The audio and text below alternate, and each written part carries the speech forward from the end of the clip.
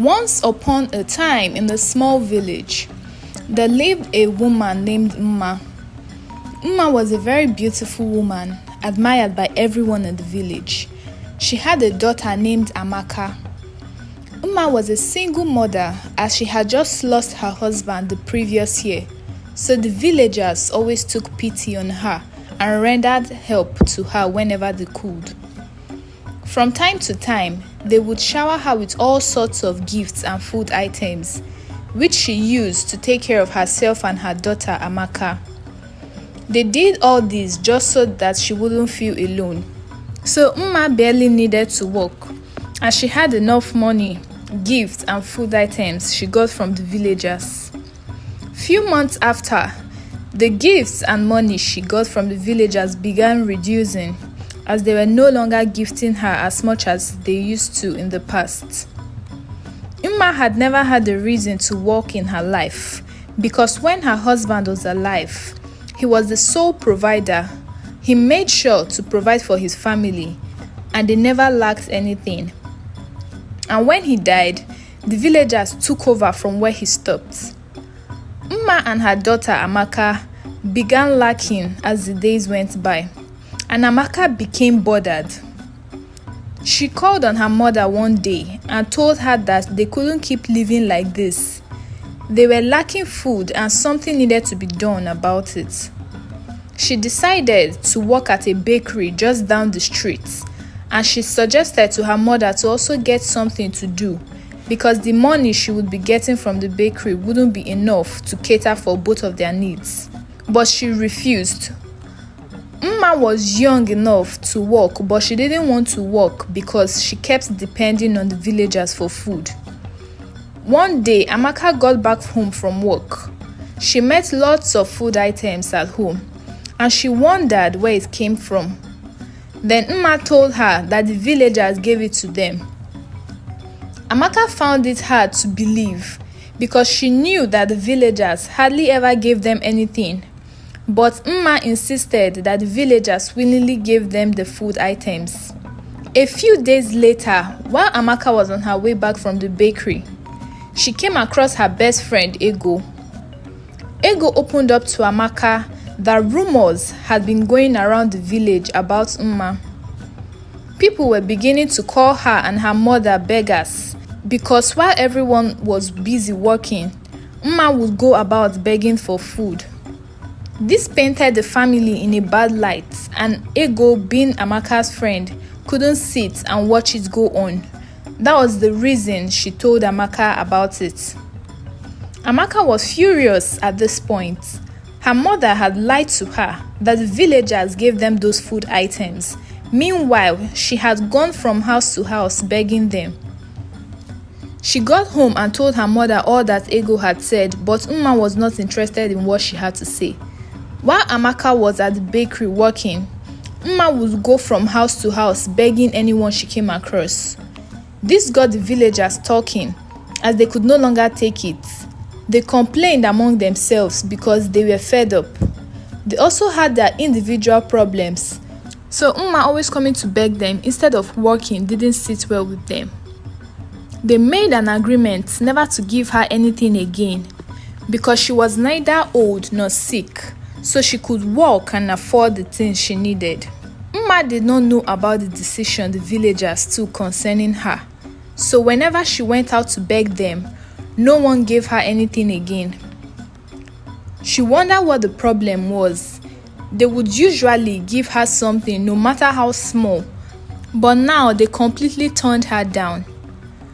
Amaka kept working hard every day, yet her salary was not enough to take care of both of them. She always still encouraged Ma to take up a job, even if it meant joining her at the bakery, because there was still vacancy there. She told Ma that so many people way older than her worked there, and they used the money to take care of their family, but her mother blatantly refused. One sunny day, while Ma was coming back from visiting her friend, she saw some bags of rice lying around. She looked around to make sure that no one was watching her. Then she picked one and ran home with it. Later that evening, Mama Chidi, the neighbor, started going about looking for her bag of rice. Amaka saw a bag of rice in the house and believed that it was her mother that must have stolen it from Mama Chidi. She confronted Uma, but she said it was never stolen. The villagers all believed that Uma was the thief. In the following weeks, many other villagers reported cases of their stolen items, and they always pinned it on Uma because she was the biggest suspect. While all these were going on, Ebuka, the owner of the bakery where Amaka worked, picked interest in her, and he had been asking for a very long time to come pay a visit to her mother because he had the intention of getting married to her. But Amaka kept refusing because she was ashamed of the fact that her mother was known for stealing in the village. Almost everybody knew her mother to be a thief, so she was embarrassed to introduce Ebuka to Uma because he may have heard stories about her family.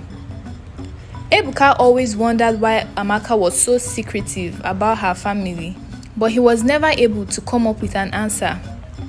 He didn't want to push any further, so he decided to introduce her to his parents instead. Amaka felt more at ease and agreed to go visit him to see his parents. Ebuka's parents, on sighting him with Amaka, flared up and asked what he was doing with the daughter of a thief. Ebuka was dumbfounded as he didn't know what they were talking about. His parents told him that Amaka was the daughter of the popular thief and he should avoid her at all costs in order not to soil the family name.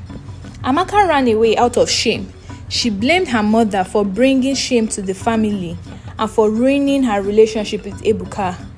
She regretted ever having her as a mother and never wanted to have anything to do with Uma again. So she packed some of her belongings and went to live with her friend. Uma felt lonely and her daughter was no longer there to provide for her, so she stole even more. She always wandered around the village.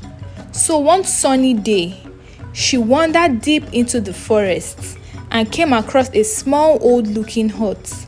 She was surprised that there was a hut deep in the forest, and it looked like someone lived there.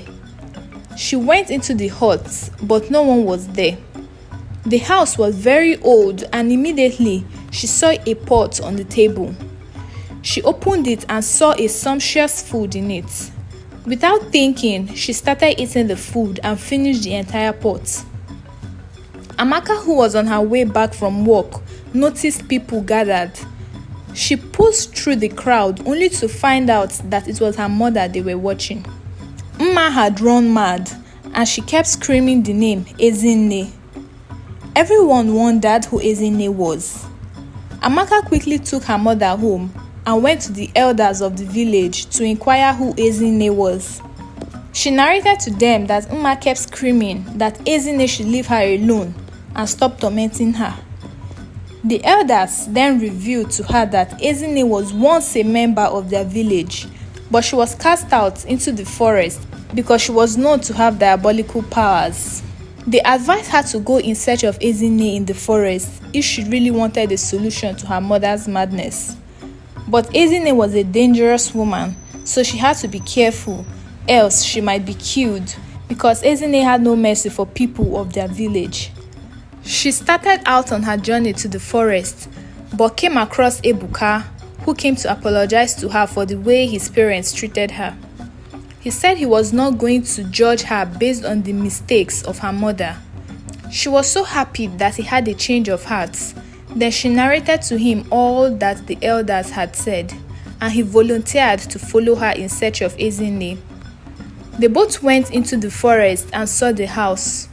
They went in and saw an old woman sitting inside, then explained what they were there for.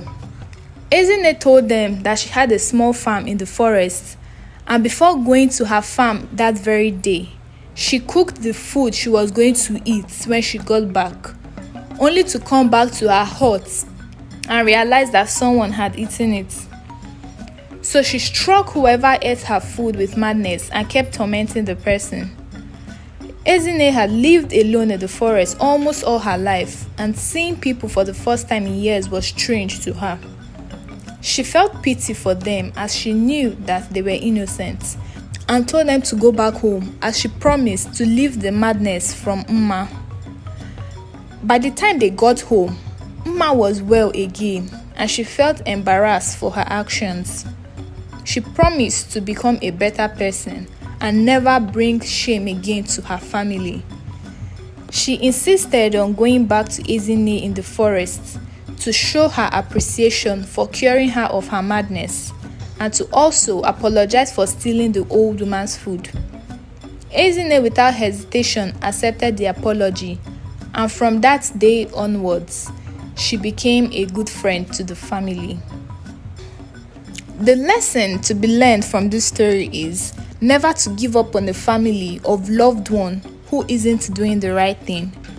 We should be a source of encouragement to them, as our words of encouragement can turn things around. I hope you enjoyed watching this video. Please don't forget to give it a big thumbs up, comment, subscribe, and turn on your post notification to get notified when next I post a new video. Bye!